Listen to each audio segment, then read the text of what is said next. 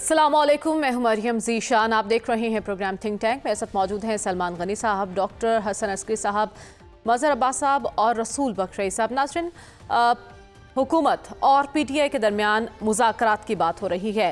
ये मुज़ाकरात हो भी रहे हैं या नहीं हो रहे, अभी इनका आगाज़ हुआ है या नहीं, या सिर्फ बातचीत अभी सलाम दुआ तक ही है। जो स्पीकर के साथ मुलाकात हुई असद कैसर की, उस मुलाकात में क्या बातें हुई हैं?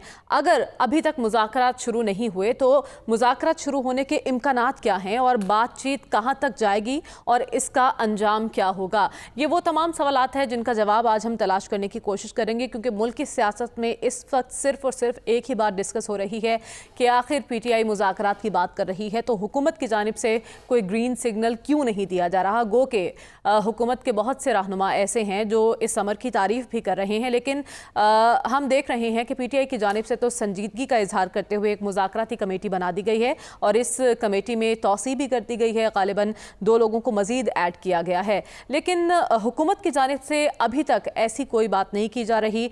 पार्लिमानी फोरम पर अगर इस मामले को आगे बढ़ाना है तो पार्लियामेंट को किस अंदाज में बुरोए कार लाया जाएगा और बातचीत का सिलसिला आगे बढ़ेगा तो कैसे बढ़ेगा, ये सब जानते हैं। सलमान साहब, सबसे पहले तो एक कन्फ्यूजन दूर कीजिए कि बातचीत शुरू हुई है किसी सतह पर, क्योंकि पीपल्स पार्टी के रहनुमा हैं, वो कह रहे थे कि आज शाम तक पता चल जाएगा कि बातचीत हो रही है या नहीं हो रही। आपके पास क्या इतलात हैं? कोई बातचीत हो रही है? आप नबील गबोल साहब का हवाला दे रहे हैं। आज किसी किस्म की कोई बातचीत नहीं हुई। देखिए, जिस बातचीत का जिक्र चल रहा है ये वो बातचीत है। आपने कहा कि अयाज सादक साहब से असद कैसर साहब मिले। असल में अयाज सादक साहब स्पीकर हैं कौमी असम्बली के, उनकी हमशीरा मोहतरमा का इंतकाल हुआ था और ये वो लोग हैं जो पार्लियामेंट के मेंबर होते हैं, उनका एक स्पीकर से रब्ता होता है और ये अफसोस के लिए वहाँ गए।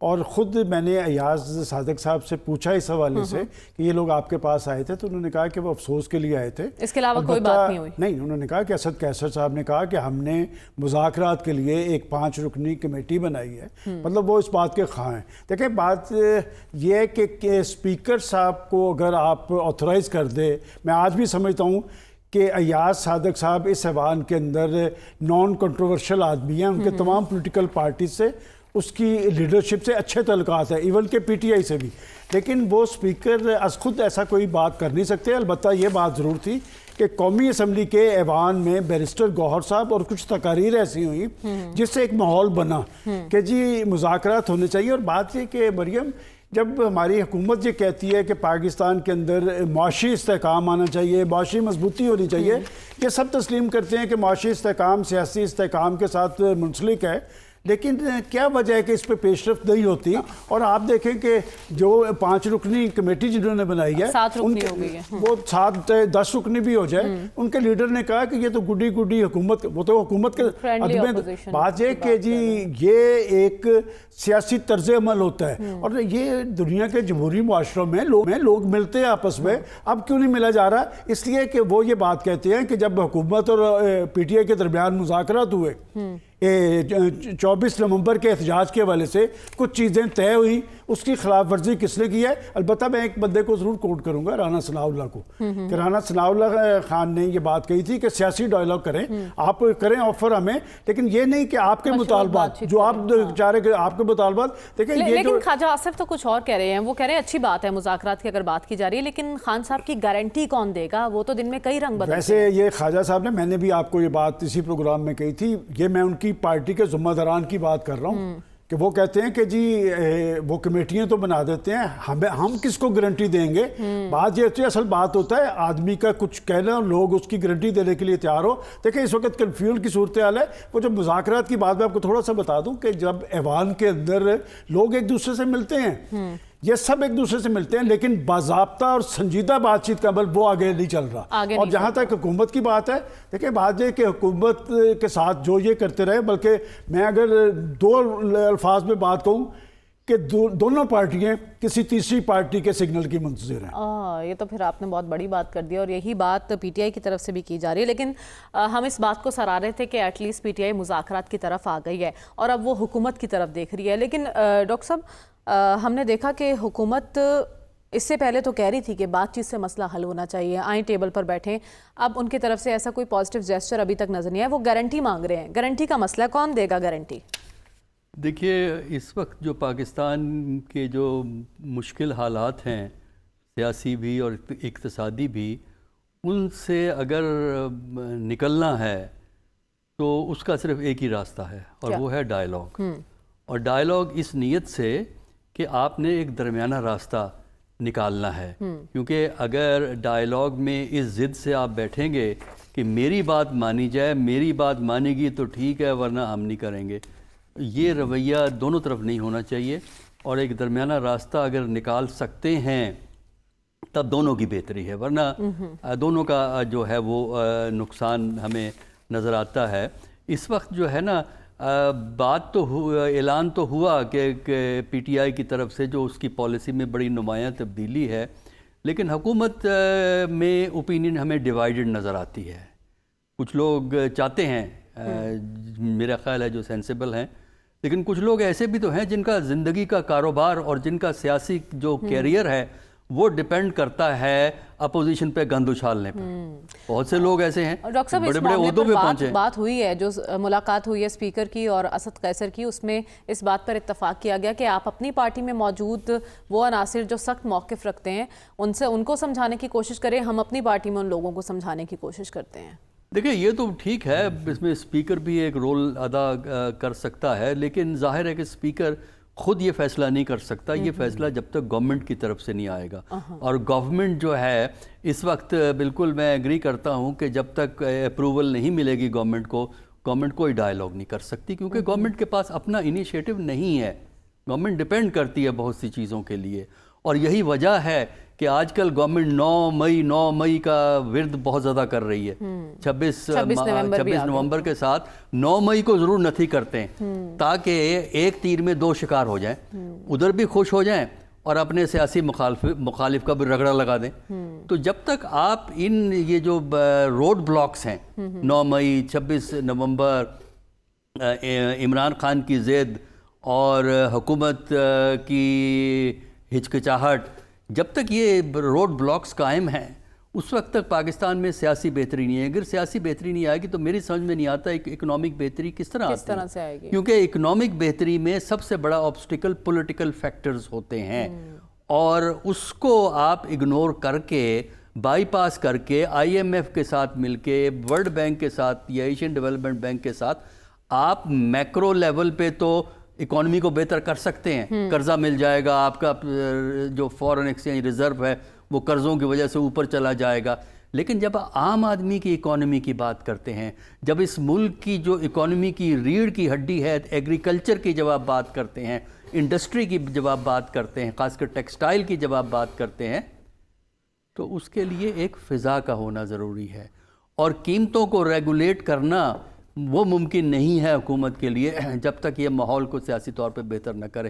تو میرا خیال ہے ایک ایسی اپرچونٹی ہے حکومت کے پاس کہ وہ سچویشن کو بہتر کر سکتے ہیں. لیکن اگر یہ اپرچونٹی مس ہو گئی تو پھر یہ دونوں ٹرین مس کریں گے, گورنمنٹ بھی ٹرین مس کرے گی, اپوزیشن بھی ٹرین مس کرے گی. ہوگی آگے بڑھ سکتی ہے, ایسا کوئی امکان دکھائی دے رہا ہے آپ کو مستقبل قریب میں؟ کس چیز کا؟ مذاکرات کا. فی الحال تو کوئی ایسے آثار نہیں ہے. مذاکرات کی بات دیکھیے, مذاکرات کی بات شروع کرنے سے پہلے تھوڑا سا ماحول بہتر کرنا ہے, اور وہ یہ ہے کہ دونوں سائڈ پہ گفت و شنید میں دونوں طرف لگام دینے کی ضرورت ہے, کیونکہ دونوں طرف کچھ بولنے والے بیٹھے ہوئے ہیں شعلہ بیانی کم کرنی ہوگی. نہیں, شعلہ بیانی نہیں, زہر بیانی. شعلہ بیانی تو اور چیز ہوتی ہے. پاکستان کی سیاست میں اگر آپ اسمبلی کے اندر بھی تقریریں سنیں, اور وہ لوگ آئیڈینٹیفائیڈ ہیں, ہمیں پتہ ہوتا ہے کہ جب وہ بندہ کھڑا ہوگا اسمبلی میں تو کیا آپ گفتگو ہوگی. ہمیں بندوں کا پتہ ہے کہ یہ بندہ یہ کہتا ہے, یہ بندہ یہ کہتا ہے, یہ بندہ یہ کہتا ہے. جب تک پرائم منسٹر ایک لیڈرشپ نہیں شو کرتے, ٹھیک ہے, اور یہ فیصلہ نہیں کرتے, اگر نہیں گفتگو کرنی تو کہہ دیں کہ نہیں گفتگو کرنی, صاف جواب دے دیں. ہاں, کہ آئیے میدان میں, کون جیتتا ہے کون ہارتا ہے, ہم 9 مئی اور 26 مارچ کے ذریعے آپ کو پکڑ لیں گے, کیونکہ ان پہ کرمنل کیسز بنے ہوئے ہیں. تو میرا خیال یہ ہے کہ سیریا سے پاکستان کو سبق لینا چاہیے. بس ایک فکرہ میں یہ کہوں گا, اور اس کی تفصیل کبھی پھر آپ کو بتاؤں گا کہ سیریا آپ کو کیا لیسن دیتا ہے. جبر اور تشدد سے حکومتیں طویل المیاد نہیں بنتی. ٹھیک ہے. حکومتیں طویل المیاد اس وقت ہوتی ہیں جب عوام کی منشا، عوام کی بہتری، عوام کی فلاح، عوام کی ترقی کے لیے اگر آپ کام کریں تب جا کے یہ ملک ترقی پاتا ہے. ورنہ 54 سال رول کرنے کے بعد بھی کس طرح نکالے گئے سیریا کے اندر. 54 سال حکومت رہی ہے. 1970 میں حافظ الاسد نے ٹیک اوور کیا تھا، پاور جیتی تھی، اور اس کے بعد اور 2024 میں جوتے کھا کے نکلے ہیں. تو یہی ہمارے پولیٹیشنز کے ساتھ ہوگا. ٹھیک ہے. تو ہمیں اپنے ارد گرد ہونے والی تبدیلیوں سے بھی سبق سیکھنے کی ضرورت ہے. لیکن مظہر عباس صاحب، میں یہ جاننا چاہتی ہوں کہ آخر مذاکرات میں رکاوٹ کیوں اور کہاں ہے؟ دیکھیے، پہلی چیز تو یہ کہ آپ مذاکرات کن چیزوں پر کریں گے. جو بہت بڑے واضح لائنز ہیں. ایک لائن یہ ہے کہ 18 فروری کو مینڈیٹ میرا تھا، 8 فروری، اور ایک لائن یہ ہے کہ میری حکومت ہے. اب آپ اس کے درمیان کیا درمیانی راستہ آپ کیا نکالیں گے؟ اس کے درمیانی راستہ یہ ہو سکتا ہے کہ پہلے کچھ کانفیڈنس بلڈنگ میجرز ہوتے ہیں. کانفیڈنس بلڈنگ میجرز کیا ہوتے ہیں؟ اور یہ ساری چیزیں آتی ہیں سنجیدگی سے. کانفیڈنس بلڈنگ میجرز یہ ہوتے ہیں کہ جو اگر کچھ پولیٹیکل پریزنرز ہیں جن پہ کوئی سیریس کرائمز نہیں ہیں ان کو آپ رہا کر کے ایک میسج دیتے ہیں. کانفیڈنس بلڈنگ میجرز یہ ہوتے ہیں کہ نواز شریف صاحب اپنی پارٹی کے لیڈرز کو ہدایت جاری کریں کہ جی اب کوئی اینٹائی پی ٹی آئی سخت بیان جاری نہیں ہوگا، اور عمران خان اپنی پارٹی لیڈرشپ کو بیان جاری کریں کہ جو ہے اس طرح کے پرسنل اٹیک اور اس طرح کے الزام تراشیاں یہ اب نہیں ہوں گی بیانات. تو آپ ایک فضا بناتے ہیں. پھر مذاکرات کی سنجیدگی نظر آتی ہے جب دونوں پارٹی اپنا اپنا ایجنڈا جو ہے ایک دوسرے سے ایکسچینج کرتی ہیں.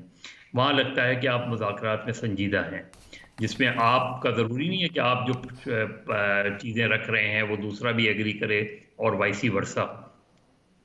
تیسری چیز یہ ہوتی ہے کہ کچھ میڈیٹرز ہوتے ہیں، اور میڈیٹر ضروری نہیں ہے کہ میڈیٹرز غیر سیاسی لوگ ہوں. سیاسی میڈیٹرز بھی ہوتے ہیں، اور وہ آتے ہیں، وہ بات کرتے ہیں، اس میں وہ کہتے ہیں کہ اس چیز میں آپ کس طریقے سے میڈیٹرز کو آپ انوالو کرتے ہیں، یا میڈیٹرز خود پولیٹیکل لوگ ہیں، بہت سے سینئرز لوگ ہیں.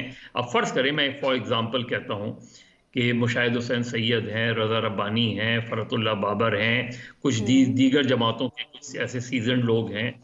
وہ آپس میں بیٹھ کے دونوں سے ملیں اور کوئی کامن پوائنٹس پر جو ہے بات چیت ایک دوسرے سے بات کر کے کامن پوائنٹس پر لانے کی کوشش کریں. اس میں اصل چیز یہ ہے کہ دونوں طرف سے فلیکسیبلٹی ضروری ہے.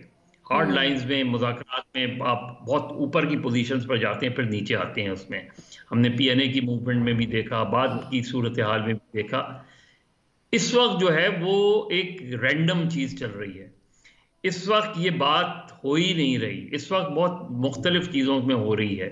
اس وقت جو ہارڈ لائنرز ہیں وہ پارٹی میں ڈومینیٹ کر رہے ہیں، اور جب ہارڈ لائنرز ڈومینیٹ کر رہے ہیں دونوں طرف جو ہارڈ لائنرز ہیں، جو کسی بھی صورت میں سب کا اپنا ایک انٹرسٹ نظر آتا ہے. حکومت کا آبویس انٹرسٹ جو ہارڈ لائنرز ان کا نظر آتا ہے کہ یار اگر مذاکرات کامیاب ہو گئے، فرض کریں یہ طے ہو جاتا ہے 2 سال میں الیکشن کرائیں گے، 2.5 سال میں الیکشن کرائیں گے، تو اس سے ہمیں کیا حاصل ہوگا؟ گراؤنڈ پہ ہمارے پاس کچھ ہے نہیں. اور بالکل اسی طریقے سے پی ٹی آئی کے اندر کہ جی ہم کل فرض کریں اگر حکومت کے ساتھ اور شہباز شریف صاحب کے ساتھ یا نواز شریف صاحب یا زرداری کے ساتھ بیٹھنا پڑے تو ہم اپنے ووٹر کو کیا جواب دیں گے؟ جو جب آپ اس نہج پر سوچ رہے ہوتے ہیں تو پھر ظاہر ہے میٹنگ پوائنٹس پر آنا مشکل ہے. جو سنجیدہ لوگ ہیں، جو سنجیدگی سے چیزیں چاہتے ہیں، جنہیں نظر آ رہا ہے کہ پولیٹیکل انسٹیبلٹی کا الٹیمیٹ نقصان اس کو بھی ہوگا. اور پی ٹی آئی کو یہ ریئلائز کرنا چاہیے کہ ان کی جو بھی احتجاج کے اب تک کی اٹیمپٹس ہیں اس میں انہیں کوئی خاطر خواہ کامیابی حاصل نہیں ہوئی. انہیں یہ ریئلائز کرنا چاہیے اب آپ سول نافرمانی کا ذرا ہوم ورک تو کر لیں کہ سول نافرمانی جو ہے جب آپ کہہ رہے ہیں تو وہ پورے ملک کی بات کرتے ہیں آپ. یہ بالکل اسی طرح ہے جو آج سے 1.5 سال پہلے انہوں نے کہا تھا کہ ہم گرفتاریاں کل سے دیں گے، 2 دن بعد وہ گرفتاریوں کا سلسلہ ختم ہو گیا۔ وہ جب آپ کورٹ اریسٹ کرتے ہیں، MRD نے 6 مہینے تک گرفتاریاں دی تھیں جب انہوں نے میں یہ تحریک جاننا چلائی چاہتی ہوں مظہر صاحب، 15 دسمبر تک کا وقت دیا گیا ہے PTI کی جانب سے کہ بات چیت اگر کچھ ہوتی ہے تو ٹھیک، ورنہ اس کے بعد کیا ہوگا؟ کیا آپشن بچتا ہے PTI کے پاس؟ ان کا آئندہ کا لاہ عمل پھر کیا دیکھ رہے ہیں آپ؟ میں نے یہی کہا نا کہ آپ اس کے لیے ہوم ورک کرتے ہیں۔ فرض کریں آپ نے 15 کا لائحہ عمل بنایا کہ 15 کا غالباً وہ جو 26 نومبر کے حوالے سے ان کا وہ ہے، اس میں یوم شہداء یا جو کچھ بنائیں گے، اس پہ کیا کریں گے؟ آپ کچھ جلسے کر لیں گے، جلوس کر لیں گے، کالی جھنڈے لہرا دیں گے، اس کے بعد کیا کریں گے؟ پھر جب آپ جو ایکسٹریم ایئر لائنز ہیں، یہی PTI کا سب سے بڑا فلا ہے ان کے پولیٹیکل، کہ جو ایکسٹریم پوزیشنز ہیں، ایکسٹریم لائن ہے، وہ سب سے آخر میں لیتی ہیں پارٹیز، یہ سب سے پہلے لے لیتے ہیں۔ جب آپ ایک مومنٹم بناتے ہیں نا، پہلے تو تحریک کا مومنٹم بناتے ہیں آپ نے مظاہروں سے شروع کیا، جلسوں سے شروع کیا، پھر آپ ہڑتال کی کال دیتے ہیں، پھر آپ گرفتاریوں کا سلسلہ کہ ہم والنٹیئر کریں گے، والنٹیرلی گرفتاریاں دیں گے، یہ سلسلہ ہوتا ہے۔ پھر آپ کوئی جاتے ہیں کہ چلیں ہم اب پہیہ جام کریں گے، پھر آخر میں آپ یہ کہتے ہیں کہ ہم اب اسلام آباد میں مارچ کریں گے اور واپس نہیں آئیں گے۔ وہ بالکل آخری آپشن ہوتا ہے۔ آپ نے وہ آخری آپشن سب سے پہلے یوز کر لیا۔ لیکن ابھی آخری کارڈ کہہ رہے ہیں خان صاحب کہ ہمارے پاس آخری کارڈ ہے ابھی۔ وہی نا کہ آپ کبھی فائنل کال، کبھی آخری کارڈ۔ اب آخری کارڈ کے بعد کون سا کارڈ ہوگا؟ اس کے بعد ریڈ کارڈ ہوتا ہے، ایک گرین کارڈ ہوتا ہے، ایک بلو کارڈ ہوتا ہے۔ ہاکی اور فٹ بال میں تو ہم نے یہ دیکھا ہے۔ یہ جو اسٹریٹجی ہے، یہ PTI کو وہ تو کر رہی ہے کہ PTI آن دیئر فوٹ، مطلب ہے PTI، لیکن ہمیں یہ نظر آ رہا ہے کہ یہ سارا معاملہ کنفائنڈ ہو گیا ہے خیبر پختونخوا کی حد تک۔ یہ باقی جگہوں پہ وہ جوش ولولہ نہیں نظر آ رہا جو KP میں، اور KP میں PTI کی گورنمنٹ ہے، اپنی گورنمنٹ ہے اس کے اندر۔ تو میرے خیال میں ابھی اس آپشن کو کہ 15 تک اگر آپ نے نہیں شروع کیے تو ظاہر ہے اس کنڈیشن پہ تو گورنمنٹ بھی نہیں وہ کرے گی، وہ کہیں گے پہلے آپ یہ کنڈیشن وہ کریں۔ تو میرا خیال ہے ماحول جو ہے وہ مذاکرات کا مجھے لگ نہیں رہا فی الحال۔ ٹھیک ہے، تو فی الحال آپ کو مذاکرات کے لیے فضا سازگار دکھائی نہیں دے رہی۔ لیکن رسول بخش صاحب، میرا سوال آپ سے یہ ہے کہ اس وقت مذاکرات کے معاملے پر پیش رفت کے باوجود نون لیگ اور PTI میں اعتماد کا فقدان دکھائی دے رہا ہے۔ ایک فریق کہہ رہا ہے کہ ان کی نیت ٹھیک نہیں ہے، دوسرا فریق کہہ رہا ہے کہ ہماری مذاکرات کی پیشکش پر ان کا رویہ دیکھ کر ہم حیران ہیں، مضحکہ خیز، یہ ہماری کمزوری سمجھ ہے، مذاکرات کو ایسا نہیں ہے۔ تو یہ چل کیا رہا ہے؟ یہ سب کہنے کی باتیں ہوتی ہیں کہ جب نیت صاف نہ ہو اور ارادہ بالکل نہ ہو کہ انہوں نے مذاکرات کرنے ہیں، تو پھر کوئی بھی بات کہی جا سکتی ہے۔ تو یہی باتیں کہی جا سکتی ہیں اور کہتے رہے ہیں کہ گارنٹی کون دے گا، ہم اعتبار نہیں کرتے، ان لوگوں کے اندر انتشار ہے، ایک زبان سے نہیں بول رہے، تو ہم پھر بات کس سے کریں اور کیوں کریں؟ تو یہ باتیں اس لیے کی جاتی ہیں کہ نیت نہیں ہے حکومت کی کہ وہ مذاکرات کرے۔ کہ پہلی تو بات یہ ہے کہ اگر حکومت مذاکرات کرنا چاہتی تو پہلے دن سے وہ کر سکتی تھی، اور جو اقتدار لینے کے بعد سب سے پہلا قدم کسی بھی حکومت کا یہی ہوتا ہے کہ ملک کے اندر سیاسی یکجہتی اور اتحاد کو کیسے پیدا کیا جائے اور حزب اختلاف کی بات سنی جائے۔ وہ پارلیمنٹ کے فلور پہ وزیر اعظم شہباز شریف نے دعوت تو دی تھی، لیکن دوسری طرف سے کوئی گرین سگنل نہیں آیا تھا۔ اب معاملہ یہ ہے کہ یہ لوگ ولنگ ہے مذاکرات کرنے کے لیے، لیکن حکومت کی طرف سے کوئی گرین سگنل نہیں آ رہا، تو پھر اس طرح معاملہ آگے کیسے بڑھے گا؟ یہی تو میں بات کہہ رہا ہوں کہ حکومت کی نیت نہ پہلے تھی نہ اب ہے، اور وہ کیوں نہیں ہے اس کی بھی ایک وجہ ہے۔ اس کی وجہ یہ ہے کہ اگر آپ ایجنڈے کو دیکھیں کہ مذاکرات کس بات کے بارے میں ہوں گے، 3-4 ایشوز جو ہیں وہ انتہائی پاکستان کی سیاست میں اہم ہیں، PTI کے حوالے سے بھی اور حزب اختلاف کی دیگر جماعتوں کے حوالے سے بھی، اور جو آئین اور جمہوریت پسند لوگ ہیں ان کے نزدیک بھی یہ اہم ہے۔ پہلی بات تو یہ ہے کہ جو سوالات اٹھائے گئے ہیں 8 فروری کے انتخابات کے بارے میں، اس کے لیے حکومت کیا تیار ہوگی کہ جس کے نتیجے میں وہ اقتدار میں آئی ہے، کہ وہ تیار ہوگی کہ کم از کم یہ کر لیں کہ وہ کوئی عدالتی کمیشن بناتے ہیں اور عدالتی کمیشن یہ دیکھے کہ کہاں کہاں پہ دھاندلی ہوئی ہے، جہاں پہ دھاندلی ہوئی ہے ان کے بارے میں کوئی بات کی جائے، اس کے لیے بھی وہ تیار نہیں، وہ جس سے کہ ان کا سیاسی بقا ہے اس مسئلے کے اوپر وہ بالکل نہیں آئیں گے۔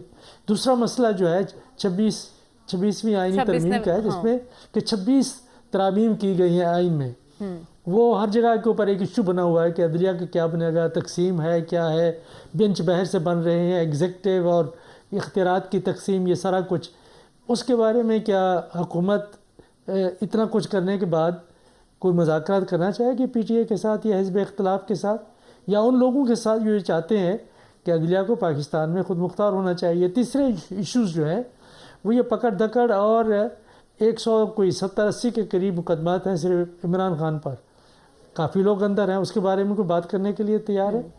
پھر یہ ایک اور بات جو انتہائی اہم ہے، اور وہ یہ ہے کہ اگر تحریک انصاف آج مذاکرات بھی کرے تو اصل بات 2 اداروں کی ہے، ایک نیب کے ادارے کی ہے اور دوسرا ہے الیکشن کمیشن آف پاکستان کی۔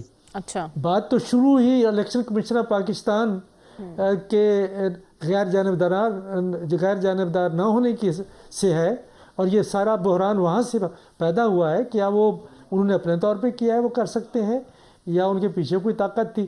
اس کے بارے میں تو ہم کچھ نہیں کہہ سکتے، لیکن یہ ایسے امور ہیں کہ جن کے بارے میں میں کہتا ہوں کہ پاکستان میں سیاسی مکالمہ ہونا چاہیے، میڈیا میں ہونا چاہیے، سول معاشرے میں ہونا چاہیے، شروع تو ہونی چاہیے نا رسول بخش چاہیے۔ صاحب، بات شروع تو ہونی چاہیے، ایٹ لیسٹ اپنے مطالبات میں کوئی نرمی لے کر آئیں، ایک ٹیبل پر آ کر بیٹھے تو صحیح کسی پوائنٹ پر۔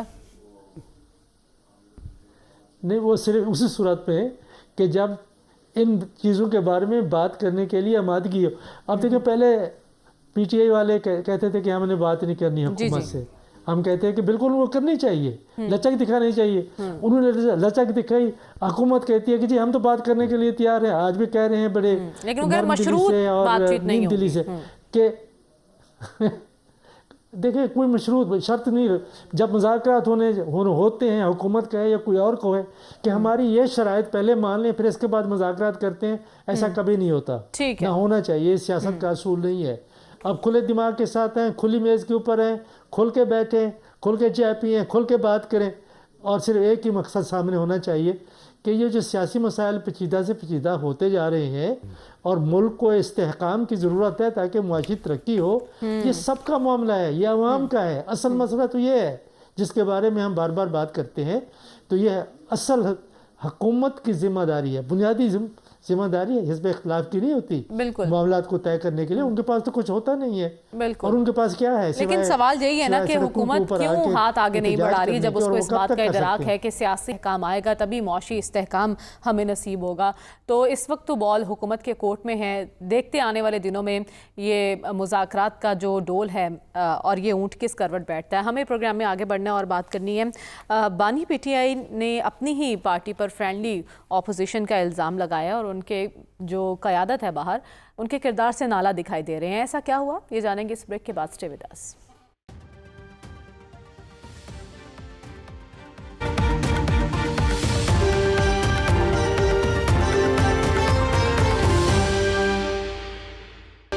ویلکم بیک ناظرین۔ بانی پی ٹی آئی باہر موجود پارٹی قیادت سے مایوس دکھائی دے رہے ہیں اور انہیں ایسا لگ رہا ہے کہ باہر سب خوش ہیں اور سب اچھا ہے اور باہر موجود قیادت فرینڈلی اپوزیشن کا کردار ادا کر رہی ہے۔ ایسا انہیں کیوں لگا، یہ تاثر کیوں دیا جا رہا ہے، ان کی جانب سے جاننے کی کوشش کرتے ہیں۔ سلمان صاحب، کیوں اچانک خان صاحب ایسا محسوس کر رہے ہیں؟ پہلے تو جو لوگ باہر تھے وہ ایسی باتیں کرتے تھے، اب تو خان صاحب جیل میں موجود ہو کر یہ سب فیل کر رہے ہیں، کیا وجہ ہے اس کی؟ دیکھیں مریم، پہلے تو آپ خان صاحب کی سیاست پہ نظر دوڑائیں کہ جب سے وہ پاکستانی سیاست کا حصہ بنے ہیں ان کا انداز جارحانہ رہا ہے، اور وہ احتجاج کے نہ صرف قائل ہیں بلکہ انہوں نے بڑے پیمانے پہ احتجاج کیا ہے، اور یہاں تک کہ جب وہ پرائم منسٹر بھی بنے ہیں تو پرائم منسٹر کبھی احتجاجی طرز عمل اختیار نہیں کرتا۔ انہوں نے اس وقت بھی کوئی ایک ایسا دن ایسا نہیں جاتا تھا جس میں وہ اپوزیشن کو نہ للکارتے ہوں۔ اب یہ بات ہے کہ وہ چاہتے کیا تھے کہ ماضی کے اندر ان کا احتجاج نتیجہ خیز ہوتا تھا اس لیے کہ ماضی میں ان کی پشت پر کچھ تھا، ہاتھ بھی ہوتا تھا، ان کو وسائل مہیا کیے جاتے تھے، کھانے فراہم کیے جاتے تھے. ہمیں یاد ہے کہ کس کس کی گاڑیاں جایا کرتی تھی کھانے لے کے. اب صورتحال مختلف ہے. اصل میں کوئی بندہ یہ نہیں سوچتا کہ آنے والے کل کے اندر ہمیں بھی اس ساری صورتحال کا سامنا کرنا پڑے گا. اور یہ جو اس وقت لیڈرشپ ہے پی ٹی آئی کی، وہ اس طرح کی احتجاج کی قائل ہی نہیں ہے. دیکھیں بیرسٹر گوہر صاحب بڑے محترم ہیں، میں ہمیشہ، لیکن ہمیں تو نہیں پتا، یہ 2-4 سال پہلے تو ان کا نام ہی کوئی نہیں جانتا تھا. سلمان اکرم راجہ صاحب بڑے اچھے کریڈیبل آدمی ہیں، وہ احتجاجی سیاست کے قائل ہی نہیں ہیں. وہ ان سے یہ ایکسپیکٹ کرتے ہیں کہ ان کی طرح وہ اسلام آباد پر چڑھائی کر دیں گے، تو وہ انہوں نے نہیں کرا. علی ظفر صاحب نہیں کریں گے، لیکن انہوں نے وکلا قیادت پہ اعتماد کیا، اور وکلا قیادت پہ میں نے آپ کو بہت پہلے بتایا تھا کہ پی ٹی آئی کی نہیں مایوس کیا، اور باتیں اب بھی وہ مایوس ہے. دیکھیں وہ جو سول نافرمانی کی کال بھی ہے نا، وہ سول نافرمانی کو صرف ترسیلات زر پہ رکھنا چاہتے ہیں. وہ جو آپ نے آخری کارڈ کی بات کی ہے، یہ سول نافرمانی اس سے پہلے بھی وہ آزما چکے ہیں. بات ہے کہ جس کیفیت سے وہ دو چار ہیں، یہ ایک جنجلاہٹ ہوتی ہے، ایک بغلاہٹ ہوتی ہے. وہ چاہتے تو یہ تھے کہ جس طرح دیکھنا ان کی اہلیہ محترمہ نے تو کہا کہ اسی پارٹی جس لیڈرشپ پہ وہ بد اعتمادی کا اظہار کر رہے ہیں، اس نے بیٹھ کے مذاکرات کیے تھے. اور میں آج بھی سمجھتا ہوں کہ اس لیڈرشپ نے جو حکومت کے ساتھ بیٹھ کے مذاکرات کیے اور متعلقہ جگہ پہ وہ بیٹھے ہوتے تو آج حکومت ڈیفینسو ہوتی. لیکن اس خاتون نے جس طرح چڑھائی کروائی، آج وہ اصل میں پارٹی کے اندر مرکزیت چاہتی تھی. وہ مرکزیت ابھی انہیں نہیں ملی. اور خان صاحب مایوس اس لیے کہ خان صاحب جو کام چاہتے ہیں نا، وہ یہ پارٹی نہیں کر پا رہی، وہ چڑھائی چاہتے ہیں. اور ماضی کے اندر ان کی چڑھائی اس لیے فائدہ مند تھی کہ ان کے پیچھے تھپکی تھی. اس وقت فی الحال ان کے پاس تھپکی نہیں ہے، لہٰذا ان پہ مایوسی طاری ہے. اور آگے بھی جو نظر آ رہا ہے، دیکھیں بات یہ کہ وہ سیاسی طرز عمل اختیار کرے تو راستہ نکل سکتا ہے. ماضی میں آپ دیکھ رہے ہیں نواز شریف صاحب، ابھی جو کہا جا رہا ہے مقدمات، ان کی ساری لیڈرشپ بھی سارا آپ دیکھیں گھر کے 4 بڑے تھے، چاروں جیل کے اندر تھے. انہوں نے سیاسی راستہ نکالا تھا، اور سیاسی راستہ نکالنے والے پارٹیوں کے اندر موجود ہوتے ہیں. افسوس یہ کہ وہاں پر ہاکس غالب آ جاتے ہیں، جس کی وجہ سے ان کے لیے پرابلم بڑھتی ہے. خان صاحب کو کچھ لوگوں نے اٹھا کے رکھا ہوا ہے، ان کے اپنے روٹس کوئی نہیں ہے. وہ خان صاحب کے ووٹ لیتے ہیں، لیکن وہ انہیں ایسی حکمت عملی بتانے سے گریزہ ہے جو خان صاحب کے دل کو نہ باتی ہو. ٹھیک ہے، تو آپ کہہ رہے ہیں کہ پارٹی کے اندر ہی کچھ آستین کے سانپ بھی موجود ہیں. لیکن ڈاکٹر صاحب ایسا بیان دینا کیا ظاہر کرتا ہے کہ خان صاحب کی اپنی پارٹی پر گرفت کمزور ہوتی جا رہی ہے؟ دیکھیے پارٹی پر گرفت کمزور اس لیے نہیں ہوتی کہ ہماری پارٹیاں لیڈرشپ پہ ڈیپینڈ کرتی ہیں. لیڈرشپ پارٹیز پہ ڈیپینڈ نہیں کرتا. یہ تینوں بڑی پارٹیوں کا یہی حال ہے. اور اس میں جہاں تک کہ عمران خان کا مسئلہ ہے، وہ جیل میں ہیں. اچھا، اور جیل میں بندہ جھنجھلا جاتا ہے وقتاً فوقتاً. اور یہ ہے کہ باقی لیڈران بھی ماضی میں جیل میں رہے ہیں، بالکل صحیح ہے پاکستان کے اندر. لیکن کسی بھی لیڈر پہ اتنے مقدمے ایک وقت میں، اتنی ایف آئی آر ایک وقت میں، اتنے قتل کے الزامات ایک وقت میں نہیں لگے ہیں. یہ پاکستان کی تاریخ میں یونیک ہوا ہے، اور یہ بڑی بدقسمتی ہے، کیونکہ آئندہ اب یہی ٹریڈیشن چلا کرے گی. یعنی اب تو پی ٹی آئی پہ مقدمے بن رہے ہیں نا، کل کو حالات بدلے تو اسی طرح آپ بیٹھے ہوں گے لندن میں، آپ کے پاکستان کے 10 شہروں میں آپ کے خلاف مقدمے بن جائیں گے. مطلب پرانی فلم آپ کو کیا لگتا ہے جو پارٹی قیادت ہے جیل کے باہر، وہ ٹھیک سے سیاست نہیں کر رہی؟ دیکھیں اس وقت جو ہے نا پارٹی قیادت جو جیل سے باہر ہے، اس کو اب اپنا ایک تجربہ ہے، کیونکہ وہ گراؤنڈ پہ ایک سچویشن کو فیس کر رہے ہیں. لہذا وہ یہ سمجھتے ہیں کہ ہر بات پہ احتجاج کرنا، ہر بات پہ لڑائی کرنا جو ہے یہ پالیسی کام نہیں کرتی. یہ ٹرائی کیا گیا ہے، اور اصولاً جو ہے آپ ایک گریجویٹڈ اپروچ اڈاپٹ کرتے ہیں پالیٹکس کے اندر، بتدریج ایک ڈائریکشن میں جاتے ہیں. بلکہ اس وقت جو ضرورت پی ٹی آئی کو ہے کہ وہ ایک کمیٹی بنائے ایسے لوگوں پر جو پارٹی کے ممبر ہی ہوں، سینئر لوگ ہی ہوں، جو غیر جذباتی انداز میں اس بات کا معائنہ کریں، اس بات کا تجزیہ کریں کہ جو پالیسیز پچھلے 2 سال سے 2022 سے چلی ہیں، ان میں جو میتھڈولوجی استعمال کی گئی ہے، کیا اس میں ریویژن کی ضرورت ہے، کیا اس میں تبدیلی کی ضرورت ہے. اور اگر وہ سمجھتے ہیں کہ تبدیلی کی ضرورت ہے، اور جو ہمارا اپنا خیال بھی ہے کہ پی ٹی آئی کی پالیسیز میں تبدیلی کی ضرورت ہے، تو اس سے پھر پارٹی زیادہ مؤثر ہوگی. دیکھیے پارٹی کو سپورٹ حاصل ہے، عمران خان کو کہنا چاہیے سپورٹ حاصل ہے عوامی سطح پر، لیکن اس لیے لوگ باہر نہیں آتے کہ ایک تو ہمارے ہاں اس قسم کا ایجیٹیشن کا ماحول نہیں ہے جو کہ عام طور پہ وقتاً فوقتاً ہوتا ہے. دوسرا یہ ہے کہ اسٹیٹ کافی اوپریسو انداز میں لوگوں کو ڈیل کرتی ہے. اس کی وجہ سے بھی لوگوں کو خوف ہے کہ ایک طرف غربت اور افلاس ہے, ایک طرف روٹی کھانے کا مسئلہ بنا ہوا ہے, دوسری طرف سے وہ گرفتاریاں ہو جائیں, پھر ان کو بیل کون کرائے گا؟ بیل کرانے کے لیے اچھا خاصا وقت لگتا ہے, پیسہ لگتا ہے, وہ اگر لوگوں کے پاس ہو تبھی ہوگا نا. تو لہذا چونکہ گیم ایک پولیٹیکل گیم نہیں ہے, یہ پولیٹیکل گیم سے زیادہ گیم ہے, ایک دوسرے کو ڈسٹروائے, ایک دوسرے کو تباہ کرنے کی گیم ہے. یہ نہیں ہے کہ پالیٹکس میں آپ اپنے مخالف کو سیاست کے میدان سے نکالتے نہیں ہیں مکمل طور پہ.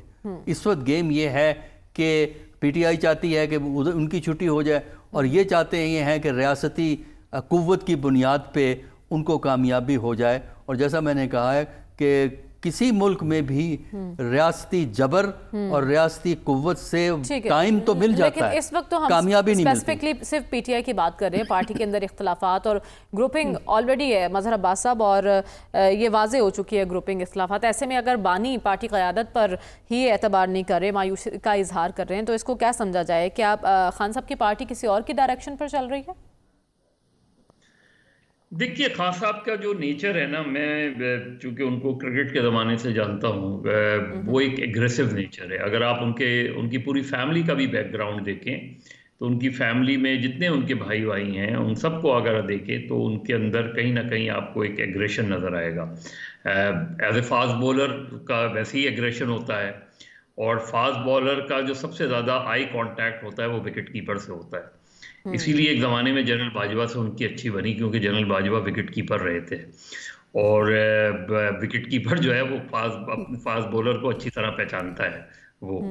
تو عمران خان صاحب کا تھرو, اور وہ 100% دیتے ہیں. وہ جو آدمی خود 100% دیتا ہے وہ اپنے دوسروں سے بھی یہ سمجھتا ہے کہ وہ 100% ڈیلیور کریں. وہ ظاہر ہے کوئی ہر کوئی 100% ڈیلیور نہیں کر سکتا. تو ان کو اگر آپ ان کے گرد جو لوگ رہے ہیں, ان کے ہمیشہ پسندیدہ وہ لوگ رہے ہیں جو ایگریسر ہیں, جو ایگریسو ہوتے ہیں, جو لاؤڈ ہوتے ہیں. ایسے لوگوں کو وہ کم پسند کرتے ہیں جو سافٹ ہوتے ہیں. اسی لیے وہ حامد خان کے مقابلے میں دوسرے کو زیادہ پسند کریں گے, کیونکہ حامد خان کا نیچر اس طرح کا نہیں تھا, وہ سافٹ تھے. انہوں نے وہ ایک زمانے میں علی زیدی, فواد چودھری, اس طرح کے لوگوں کو, یا ایک زمانے میں فیصل واؤڈا ان کے بہت قریب تھے. چیتے جو جو ان کا نیچر ہے, تو وہ اس وقت جو لیڈرشپ ہے جس کو انہوں نے خود نامنیٹ کیا ہے, یعنی بیرسٹر کو چیئرمین انہوں نے خود بنایا, اور باقی لوگوں کو, سلمان اکرم راجہ کو انہوں نے خود سیکرٹری جنرل بنایا. جب آپ کسی کو چیئرمین سیکرٹری جنرل بناتے ہیں تو پھر یہ آپ ایکسپیکٹ کرتے ہیں کہ یہ لوگ اچھا پرفارم کریں گے, وہ کریں گے, ورنہ چینج کر دیں آپ اس کو. تو ان کو یہ لگ رہا ہے کہ جس طریقے سے موومنٹ بلڈ ہونی چاہیے تھی, جس طرح موومنٹ چلنی چاہیے تھی, جس طریقے سے جو ہے ایک ہلچل مچنی چاہیے تھی, وہ نہیں مچی. اسی لیے دیکھیں آج ان کے سب سے فیوریٹ لیڈر جو ہیں وہ علی امین گنڈاپور ہیں. آپ علی امین گنڈاپور کا پورا پوسچر دیکھ لیں تو علی امین گنڈاپور کیوں خان صاحب کو پسند ہے؟ ایگریسو, اور ایسے سارے لوگ اسی طریقے سے بولتے ہیں. مراد سعید کیوں خان صاحب کو سب سے زیادہ پسند تھے؟ ایک زمانے میں تو وہ بہت باقاعدہ ان کو نام لے کے مینشن کرتے تھے. تو انہیں اس طرح کے لوگ پسند ہیں. اب یہ جو لیڈرشپ ہے اس وقت ہے, ان کی ڈیفیکلٹی, جیسا بھی عسکری صاحب کہہ رہے تھے, ظاہر ہے پی ٹی آئی کو اس طرح کا اپوزیشن کا ایکسپیرینس فرسٹ ٹائم ہو رہا ہے. اس طرح کی گورنمنٹ کا جو ایگریشن ہے وہ اسے فرسٹ ٹائم فیس کر رہے ہیں جہاں, اور ظاہر ہے یہ لانگ مارچ نارملی اسٹیبلشمنٹ کی اشواط سے چلا کرتے رہے ہیں ماضی میں. یہ پہلی لانگ مارچ تھی جو ہم نے 26 نومبر کو دیکھی, جہاں کلیش گورنمنٹ سے نہیں تھا, جہاں کلیش اسٹیبلشمنٹس کے ساتھ تھا اس میں. تو اس لیے وہ یہ سمجھتے ہیں کہ بار بار چیزیں کرنے کے بعد وہ کامیابی حاصل نہیں ہو رہی, تو there is something wrong somewhere. وہ ان سے ملتے بھی ہیں, پھر بھی وہ کرتے ہیں. اور اسی لانگ مارچ کے بعد پی ٹی آئی کی مشکلات زیادہ ہمیں بڑھتی ہوئی دکھائی دے رہی ہیں, اور وہ زیادہ ڈیفینسو دکھائی دے رہی ہیں. لیکن رسول بخش رئی صاحب, پارٹی قیادت پر بانی کا مایوسی کا اظہار کرنا, یہ پارٹی کے لیے خود کتنا نقصان دہ ہے؟ میرا خیال ہے کہ اس قسم کا انداز مایوسی تو پھیلا سکتا ہے، لیکن اصل مسئلہ کچھ اور ہے کہ جو سب سے بڑا مسئلہ پیش درپیش ہے تحریک انصاف کو، وہ یہ نہیں ہے کہ شہباز شریف کی حکومت ہے اور آصف صاحب اس کے خواجہ صاحب وہ وزیر دفاع ہیں. یہ معاملات حکومت کے ساتھ نہیں ہیں، یہ معاملات اسٹیبلشمنٹ کے ساتھ ہیں، اور اسٹیبلشمنٹ کا دروازہ انہوں نے کئی بار کھٹکھٹایا ہے، کوشش کی ہے، لیکن میرے خیال ہے کہ وہ ابھی تک کھلا نہیں. اور جب تک وہ نہیں کھلے گا، یہ دیوار میں ٹکریں بے شک مارتے رہیں. یہاں پہ شام والی ابھی صورتحال نہیں ہے، نہ یہ ایران والی صورتحال ہے، نہ کسی اور ملک والی ہے، اور اس کی بھی ایک وجہ ہے. یہ نہیں ہے کہ یہاں پہ خوشحالی ہے، امن ہے، سب کچھ ہے. یہ بھی یہ ہے کہ سیاسی طور پر ہم بہت منقسم معاشرہ ہے وہاں پہ، کہ یکسوئی کے ساتھ کوئی ایک تحریک نہیں چل رہی. اگر 10 لوگ پی ٹی آئی کے ساتھ کھڑے ہوئے ہیں تو 6-7 حکومت کے ساتھ بھی کھڑے ہوئے ہیں. اچھا. اور اسی طرح میڈیا میں ہے، اسی طرح جو انفلوئنسرز ہیں ہر جگہ کے اوپر. تو تحریک انصاف کے جو اس وقت معاملات ہیں وہ اتنا گمبھیر ہو چکے ہیں، اتنا مشکل سے مشکل ہو چکے ہیں کہ عمران خان کی طرف سے جیل میں بیٹھ کے کہہ دینا کہ آپ نے ڈی چوک والا معاملہ اچھی طریقے سے نہیں اٹھایا، اور ابھی تک جو لوگ وہاں پہ ہلاک ہوئے ہیں ان کے بارے میں نہ کوئی کمپنسیشن ہے، نہ ان کا کوئی معاملہ آپ لوگوں نے اٹھایا ہے. کہاں اٹھائیں، کہاں بات کریں؟ انہوں نے پارلیمان میں بات کی ہے، اس کے علاوہ اور وہ کیا کر سکتے ہیں؟ دیکھیں، اگر بات صرف یہ نہیں ہوتی کہ بات جو کی جا رہی ہے کتنی بار کی جا رہی ہے، کون کر رہا ہے، کس فورم پہ کر رہا ہے، بات یہ بھی ہے کہ کہیں پہ سنی بھی جا رہی ہے یا نہیں ہے. کہ اس وقت کا جو نظام ہے اس میں بات تو آپ کہہ بھی سکتے ہیں حزب اختلاف میں، لیکن سنی اس وقت جائے گی جب ان کا ارادہ ہوگا کہ اب سننے کا وقت آ گیا ہے، اور ابھی تک میرے خیال میں وہ وقت نہیں آیا. ٹھیک ہے، آپ کریں دروازہ بند ہے، کھٹکھٹایا جا رہا ہے، اس کے باوجود بھی نہیں کھل رہا. آئی تھنک یہی شاید چیز جو ہے زج کر رہی ہے خان صاحب کو بھی، کہ باتیں تو ہو رہی ہیں، بات چیت کی آغاز بھی انہوں نے کر دیا، لیکن کہیں سنوائی ان کی نہیں ہو پا رہی. ہمیں خیر پروگرام میں آگے بڑھنا ہے. مولانا بھی یہ شکوے شکایات کر رہے ہیں کہ ان کی سنوائی نہیں ہو رہی، تو یہ مدارس بل کا معاملہ کہاں جا کر رکے گا؟ حکومت کی پہلے ہاں پھر نہ، اس کے پیچھے کیا ہے؟ یہ سب جانیں گے اس بریک کے بعد. اسٹے ود اس.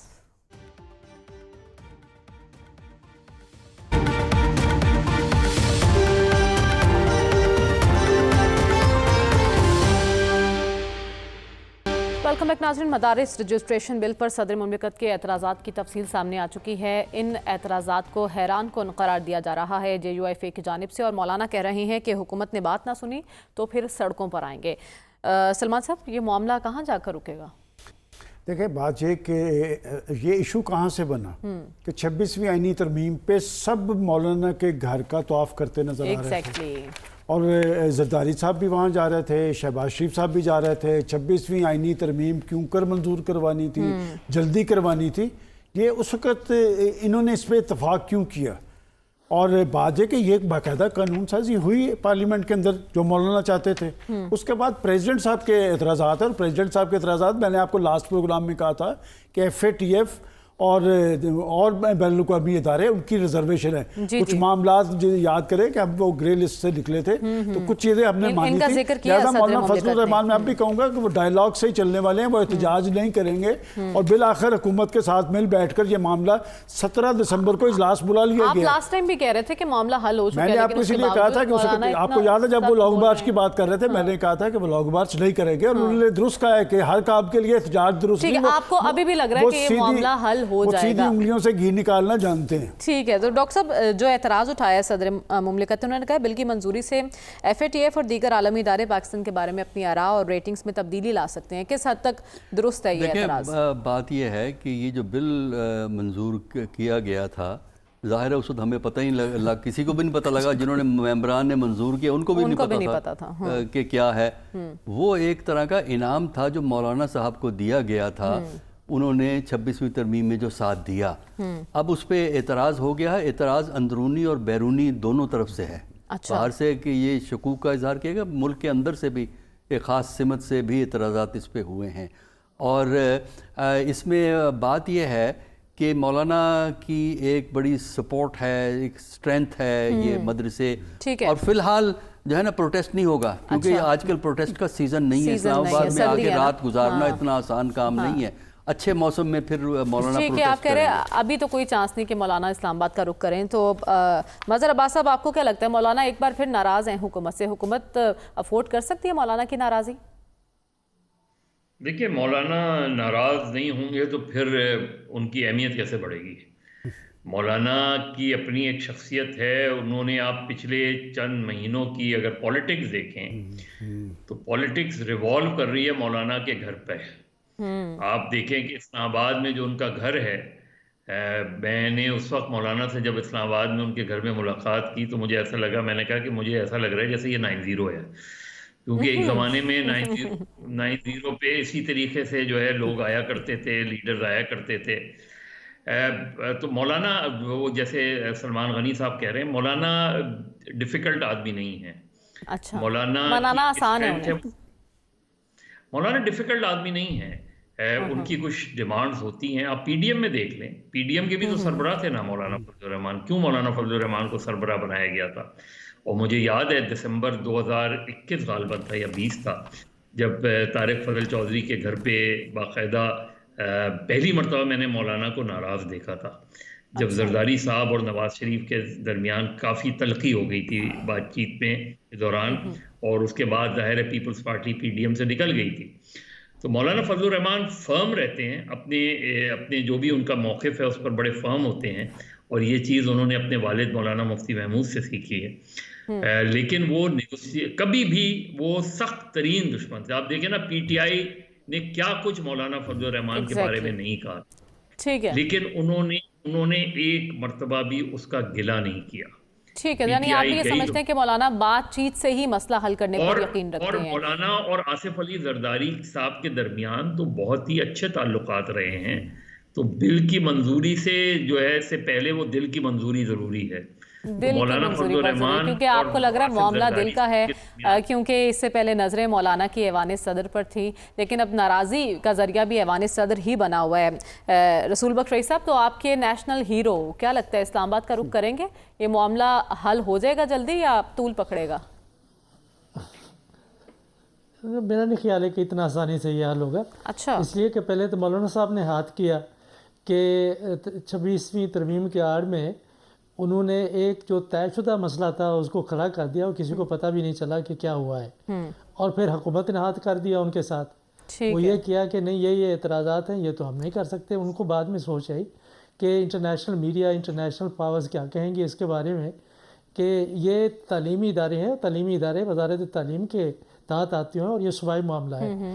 تو یہ سوسائٹیز ایکٹ جو 1860 کا ہے، اس کے تحت لے آنے کا مقصد کیا ہے کہ مدرسوں کو آپ سوسائٹی بنا دیں، کہ جس طرح این جی اوز ہیں، این جی او بنانا اور ایک مدرسہ جو ایک تعلیمی ادارہ ہے اور اس کے لیے تعلیمی وقت ختم ہو جاتا. بڑی معذرت کے ساتھ صاحب آپ یہ کہہ رہے ہیں کہ حکومت کو بھی بعد میں سمجھ آئی ہے کہ یہ کیا ہو گیا ہے. پروگرام کا وقت ختم ہو جاتا ہے، ہمیں اجازت دیجیے، اللہ حافظ.